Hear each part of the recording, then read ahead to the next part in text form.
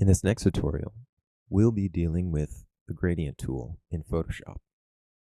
As you'll see, the Photoshop default is the paint bucket tool, but if you press and hold on that tool, as you would with any other that have a small triangle at the base of them, you'll notice that there's another tool nested within that toolbar. And this time, what we're going to be choosing is the gradient tool. As you can see here, the gradient tool creates a gradient from one color to another color and gradually increases between the two. So in this case, where we're using black and white, we will see a number of different shades of gray between those two, darker and lighter. As you can see up here, of course, as with any other tool, we have options for those particular tools. And in this case, the gradient tool shows a number of different options, including the different types of gradients that you can be using, linear, radial, or otherwise, and the different blend modes that you could be using. More on that a little bit later, especially when you see the tutorial on layers and blend modes. As well, you can also affect opacity, but as we'll see, I'll be showing you how to create opacity specific to each color. We can also reverse the gradient. You can have dither checked or unchecked. And as you can see, what it does is reduce the banding, which means the amount of lines between are less noticeable. Transparency, of course, whether or not it's permitted.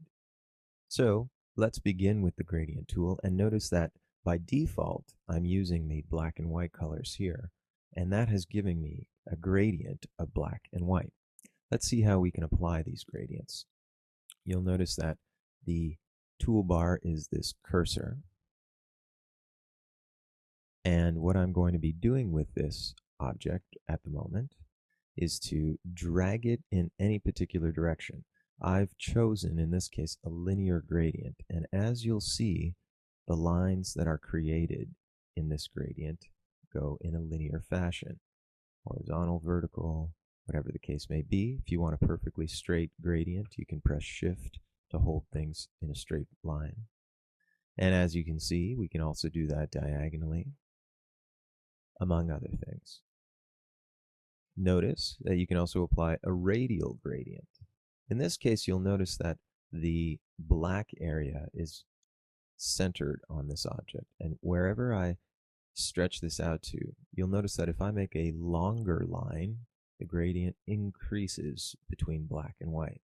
If I make a shorter line, it is a very small gradient, as we see in this case. Also, note that if I were to reverse the linear gradient, we'd have a decidedly different effect. Now, white is leading to black, and white is our center point. There's also other kinds of gradients, as you'll see here. One is an angled gradient, and this one's a little bit more unusual, but still can be come in handy depending on what exactly you are doing with it. Some filters can be applied to this effect to create some interesting files.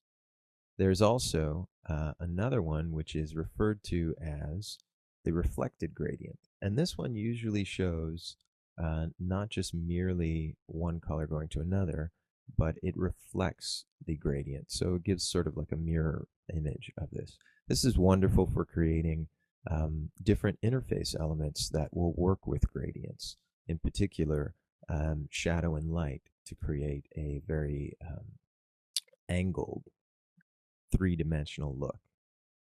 And as you can see here, the last one is the diamond gradient, and that one might be useful for creating, space starscapes, but I really haven't used it all that much. Nevertheless, you'll probably get the most use out of your linear gradients and your radial